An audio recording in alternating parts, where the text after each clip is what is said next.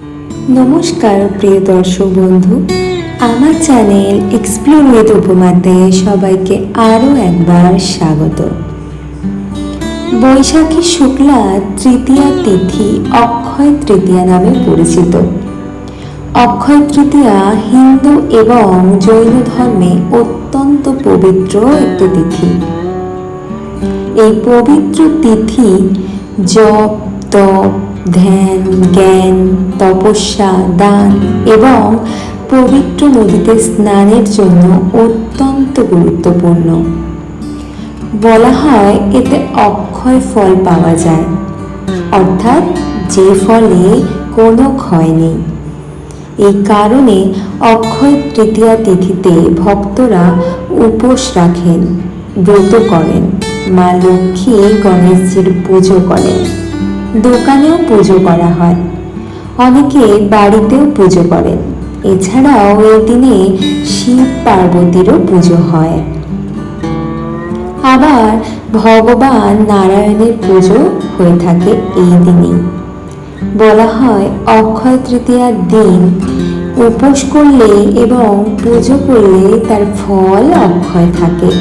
যদি অক্ষয় তৃতীয়া তিথি কখনো সোমবার পড়ে এবং রোহিণী নক্ষত্রে পড়ে তবে তার ফল আরও কার্যকারী হয়।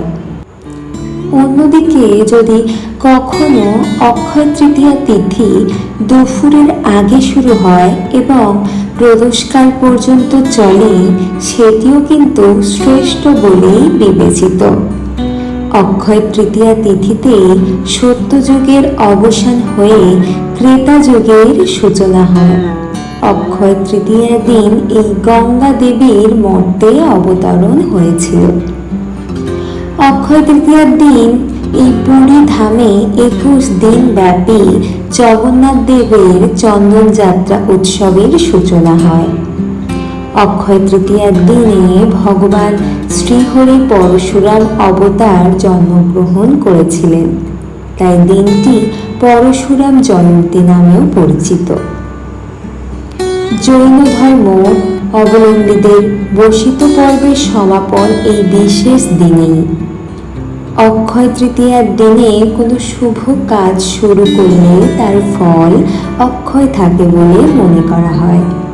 তাই ব্যক্তিরা গৃহপ্রবেশের মতন শুভ অনুষ্ঠান, নতুন যানবাহন কিনতে পারেন। আবার অনেকে অক্ষয় তৃতীয়া তিথিতে ব্যবসা শুরু করেন, নতুন দোকানের উদ্বোধনও করেন।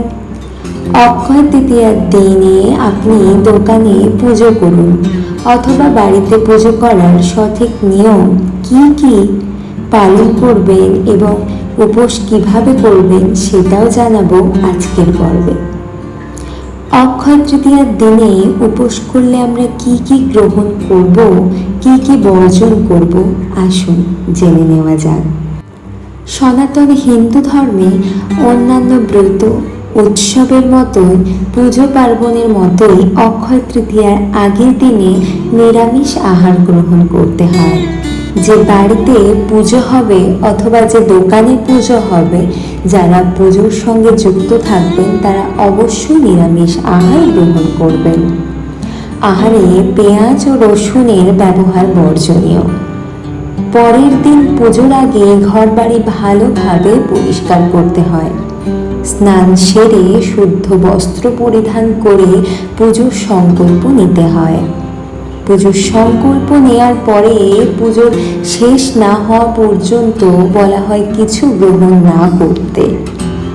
আপনারা যদি এই দিন নির্জলা উপোস রাখতে পারেন তা রাখুন, কিন্তু সকলের পক্ষে নির্জলা উপোস রাখা সম্ভব হয় না। তাই শরবত, দুধ, ফল, মাখানা বা এই ধরনের খাবার গ্রহণ করতে পারেন। যারা নির্জলা উপোস রাখছেন না তারা এই দিনে ঘোলও খেতে পারেন। গরমকাল চলছে, এছাড়া বাটার মিল্কও খেতে পারেন।